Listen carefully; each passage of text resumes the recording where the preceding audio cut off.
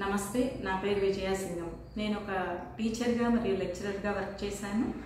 ఇప్పుడు ఒక సైకాలజిస్ట్గా good thoughts and productive behaviours promote చేయడానికి నా ఎఫర్ట్స్ నేను పెడుతూ ఉంటాను. అలాగే ఒక సోషల్ యాక్టివిస్ట్గా చైల్డ్ అబ్యూస్ కావచ్చు, ఉమెన్ ఎంపవర్మెంట్ గురించి కానీ, ఒక దేశ సమగ్రతకు సంబంధించినటువంటి ఏమైనా విషయాలు కానీ ఉన్నా కానీ నా వంతు నేను సైతం అంటూ కొన్ని స్వచ్ఛంద సంస్థలతో నేను ఒక వాలంటీర్గా వెళ్ళిన వాయిస్ ఇవ్వటం కావచ్చు, లేదా నా పాత్ర ఎంత చిన్నదైనా కానీ దాన్ని నేను ఆ విధంగా అందులో భాగమయ్యి ఈ దేశానికి నా వంతు నేను ఏం చేయగలను అనేది ఇప్పుడు ఆలోచిస్తూ ఉంటాను.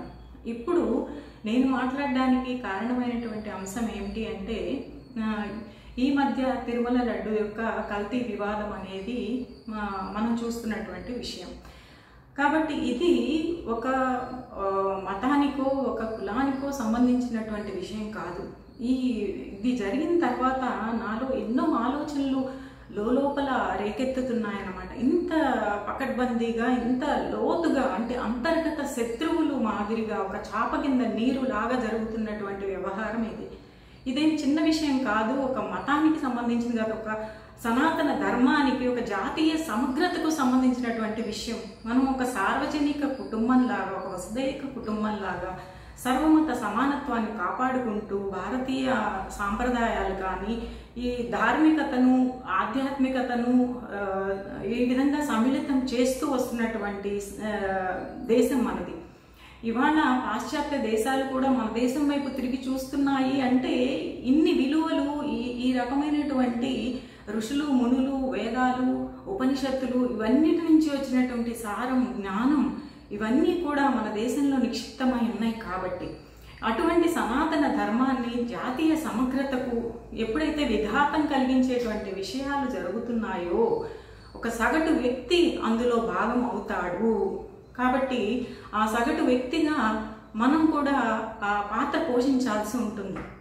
ఇప్పుడు ఎప్పుడైతే ఒక సమూహం, మొత్తం జన సమూహం ఉన్న చోట తీవ్రవాదులు బాంబులు పెడితే ఎంత నేరమో, అది ఎంత మనం టెర్రరిటిక్ అటాక్గా భావిస్తామో, అలాగే ఇక్కడ ఈ విధంగా ఒక కామన్ పీపుల్, ఒక సామాన్య వ్యక్తుల యొక్క విశ్వాసాలు, నమ్మకాలు, ధర్మంకి విరుద్ధంగా ఇలా చేస్తున్నప్పుడు అది కూడా ఈ దేశానికి విరుద్ధంగా దేశ ద్రోహం చేసినటువంటి విషయంగా మనం పరిగణించాల్సి వస్తుంది అన్నమాట. కాబట్టి ఇక్కడ అసలు ఏమవుతోంది అంటే మనిషిలో ఉన్నటువంటి మానవత్వం నశించిపోతోంది. అసలు ఈ మొక్కై వంగనది మానై వంగుతుందా అంటారు. అలాగా ఇప్పుడు మనం ఎన్ని చట్టాలు, బోర్డులు అవి క్రియేట్ చేసుకుంటూ వెళ్తాం. అది తప్పు జరిగిన తర్వాత ఏం చేయాలి అనేటువంటి విషయాల్ని మనం చూస్తూ ఉన్నాం. అసలు ఇది ఒక వ్యక్తి మహనీయుడుగా ఉండాల్సిన అవసరం లేదు. సగటు వ్యక్తి అనేవాడు మానవీయత విలువలు, హ్యుమానిటీ కలిగి ఉండాలి. దాని తర్వాత దేశభక్తిని కలిగి ఉండాలి.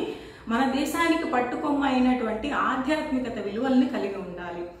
ఇది లేకుండా ఎప్పుడైతే ఈర్ష్య, ద్వేషాలు, ప్రలోభాలు, అత్యాస, ఏది అనిపిస్తే అది ఇంపల్సివ్గా చేయాలనేటువంటి బిహేవియర్, ఇవి ఈ సగటు మనిషి తను వేరే దాంట్లో కూడా భాగం అయ్యేలా చేస్తున్నాయి. అంటే ఎవరైతే కొన్ని కార్యాలు చేయాలనుకుంటున్నారో వాళ్ళ ఇంటెన్షన్స్ అనేవి డైరెక్ట్గా కార్యరూపం దాల్చాలి అంటే డైరెక్ట్గా జరగట్లేదు, మధ్యలో ఉన్నటువంటి ఒక సగటు వ్యక్తి ద్వారా జరుగుతున్నాయి. ఈ సగటు వ్యక్తి ఎవరు అంటే అది మనలోనే అవుతారు. మనలో మానవీయత లేని వాళ్ళు, దేశభక్తి లేని వాళ్ళు, ఆధ్యాత్మిక చింతన లేని వాళ్ళు ఎవరైనా కానీ అత్యాశకు లోనయ్యి, ప్రలోభాలకు లోనయ్యి, మెటీరియలిస్టిక్ థింగ్స్కి అవి కావాలి అనుకొని కానీ, లేకపోతే ఒక పైశాచిక ఆనందానికి కానీ లోనయ్యి ఈ వ్యక్తులు మధ్య వ్యక్తుల ద్వారా జరుగుతున్నాయి. ఎవరైతే ఇంటెన్షన్స్, ప్లాన్స్, స్ట్రాటజీస్ చేస్తున్నారో మధ్య వ్యక్తుల ద్వారా చేపిస్తున్నారు. ఈ మధ్య వ్యక్తులు ఎవరు అంటే వీఆర్ ఇండియన్ సిటిజన్స్, అందరూ ఇండియన్సే. ఇప్పుడు నేను ఈ విషయాన్ని మాట్లాడటానికి నాకు గల అర్హత ఏంటి అంటే ఒకటే ఒక అర్హత, బాధ్యత గల ఇండియన్ సిటిజన్గా మాత్రమే నేను మాట్లాడుతున్నాను ఇక్కడ. ఆ విషయం విన్న తర్వాత నాకు అక్కడ లడ్డు కల్తీ అయింది అంటే అది నాకు చాలా లోతుగా అనిపించింది విషయం అనేది. ఇలా ఈ చాప కింద నీరులాగా అంతర్గత శత్రువుల్లాగా వెళ్తూ ఉంటే అక్కడ మనకి ఆర్మీ ఎంత కష్టపడుతూ మనం ఇంత దేశంలో స్వేచ్ఛావాయువులు పీల్చుకునేలా చేస్తూ ఉంటే ఇక్కడ మనలో మనం అంతర్గత శత్రువులుగా మారి ఈ జాతీయ సమగ్రతకు విఘాతం కలిగించేటువంటి విషయాలు జరుగుతుంటే ఏ ఇండియన్ సిటిజన్ కూడా బాధ్యత కలిగిన వాళ్ళు నోరు ఎత్తకుండా ఉండకూడదు. ఎవరైతే దానికి కారణమైన వాళ్ళు ఉన్నారో ప్రభుత్వాలు చక్కగా చూసుకుంటాయి, అలాగే సంస్థలు కావచ్చు, బోర్డులు కావచ్చు, సనాతన ధర్మానికి సంబంధించిన అందరూ కూడా చూసుకుంటారు. గవర్నమెంట్ సంబంధించినటువంటి అన్నీ కూడా నేను చూస్తూ ఉన్నాను. అయితే ఒక సిటిజన్గా మనం కూడా ఒక సగటు మనిషిగా మానవీయత విలువలు కలిగి ఉండి, దేశభక్తిని కలిగి ఉండి, ఆధ్యాత్మిక చింతన కలిగి ఉంటేనే నీవు ఇక్కడ ఇండియాలో ఉండటానికి అర్హత.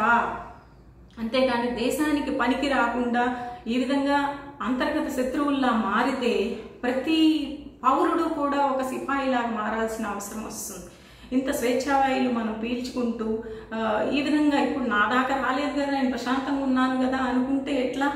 ఇది ఎంత లోపల మరుగుతున్నటువంటి విషయంగా ఉంది. కాబట్టి దీన్ని ఒక జాతీయ సమగ్రతకు విఘాతం కలిగించేటువంటి విషయంగా సీరియస్గా తీసుకొని మళ్ళీ రిపీట్ అవ్వకుండా మనం ఎప్పుడైతే ఈ ఐఐటీలు, ట్రిపుల్ ఐటీలు, లేకపోతే ఫిజిక్స్లు, కెమిస్ట్రీలు, లేకపోతే ఎకనామిక్స్లు ఇలాంటి సబ్జెక్టులే కాకుండా వీటికి ఆబ్జెక్టివ్ టెస్ట్లని, అవని ఇవని, ఇంటెలిజెన్స్ టెస్ట్లని, ఏవేవో టెస్టులు ఉన్న వాటిల్లో అసలు మానవత కోల్పోతున్నాము. మనిషి జాతి మానవతను కోల్పోతున్నాం. మహనీయతను కాదు, మానవత్వం, మానవత విలువలు అవి కలిగి ఉండాలి. దానికి కూడా ఒక పేపర్ పెట్టాలి, ఖచ్చితంగా చదివించాలి.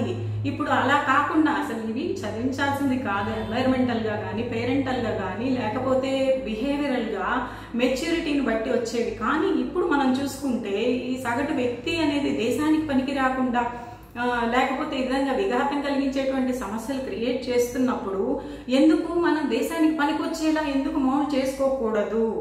ఒక హ్యుమానిటీ గ్రౌండ్స్ ఖచ్చితంగా ప్రతి వ్యక్తిలో కూడా ఇంకల్కేట్ అయ్యేలా మనం చూడాల్సిన బాధ్యత ఉంది. ఇప్పుడు ఆ పర్సన్ అడల్ట్ అయిన తర్వాత అంటే పనిష్మెంట్ల ద్వారా కానీ ఆ బిహేవియర్ని ఎలాగ మనము ఎంకరేజ్ చేయకుండా చేయగలం. కాకపోతే ఈ పిల్లలు, టీనేజర్స్ అప్ టు బీటెక్ వరకు కూడా హ్యుమానిటీ గ్రౌండ్స్ అనేవి ఖచ్చితంగా నేర్పించాల్సినటువంటి విషయం.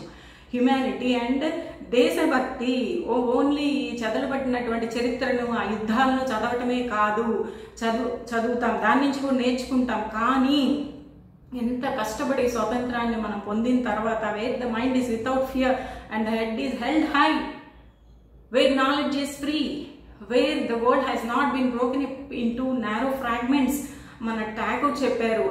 అటువంటి where the clear stream of reason has not lost its way into the dairy desert sand of dead habit. కాబట్టి ఇంత చదువుకొని ఈ విధంగా ముందుకెళ్ళినా కూడా ఈ విధమైనటువంటి ప్రలోభాలు వాటికో లోనయ్యి ఒక లాజిక్ లేకుండా పైశాచికత్వంగా అంతర్గత శత్రువుల్ని సృష్టించుకునేలాగా కాకుండా దేశానికి పనికొచ్చేలాగా రావడానికి ఈ మానవతా విలువలు, అలాగే దేశభక్తి కలిగించేలాగా మనం వాళ్ళలో ఉండాలి. అది కూడా ఒక సబ్జెక్టుగా ఖచ్చితంగా ఉండాలి. దేశభక్తి, మానవత, ఆధ్యాత్మికత. నేను ఇక్కడ భక్తి గురించి మాట్లాడలా. ఆధ్యాత్మికత అంటే ఇట్స్ ఎ బ్రాడ్ టర్మ్. ఎట్లా ఉండాలి, ఎలా ఆలోచించాలి, ఆనందంగా ఉండడానికి కావాల్సినటువంటి థింగ్స్ ఏంటి, ఇన్స్టింక్టివ్ని ఫాలో అవ్వటం, లేకపోతే మెటీరియలిస్టిక్ థింగ్స్ కోసం ప్రలోభాలకు లోనయ్యి ఇలా చేయటం, ఇలా కాకుండా ఈ 3 విలువల్ని మనం అలవాటు చేయటానికి ఖచ్చితంగా ప్రయత్నించాలని నా ఉద్దేశం. ఇలాగా ఇప్పుడు ఆర్జికర్ హాస్పిటల్లో జరిగినటువంటి విషయం కావచ్చు, ఏదైనా కూడా ఒక వ్యవస్థ తప్పైనా, ఒక వ్యక్తి తప్పైనా ఒకళ్ళ ద్వారా అది జరగట్ల. మధ్యలో చాలా మంది సగటు వ్యక్తులు అందులో ఇన్వాల్వ్ అయ్యి ఇదంతా జరుగుతోంది. ఎవరో ఒక పగబట్టిన వ్యక్తి, ఒక వ్యక్తిమే కాదు, మధ్యలో ఎంతో జరుగుతుంది. ఆ మధ్యలో సగటు వ్యక్తి ఇన్వాల్వ్ అవుతున్నాడు. ఆ సగటు వ్యక్తికి ఏం లాభం వస్తుంది అనేది మనం అనుకున్నాం. ఆ లాభం అనేది ఇట్స్ టెంపరీ ఓన్లీ. ఎవరైతే ఆ లాభాన్ని ఇచ్చారో వాళ్ళు కూడా మిమ్మల్ని గౌరవించరు, మీ కుటుంబం మిమ్మల్ని గౌరవించదు, మీకు మీరు కూడా అలా ఉపయోగపడరు. అలాంటి సంఘ విద్రోహ శక్తులుగా మీరు పరిగణించబడతారు.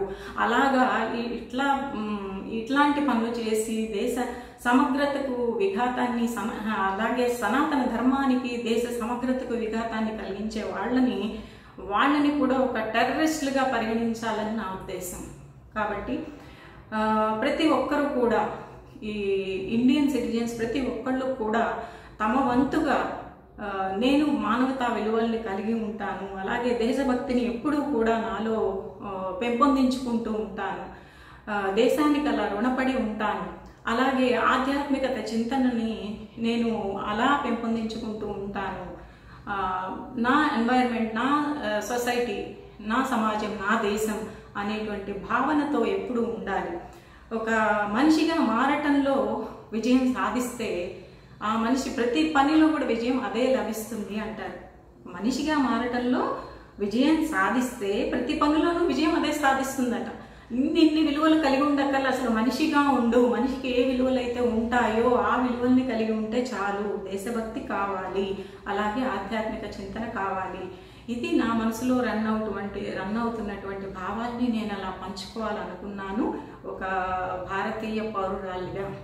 Okay, thank you.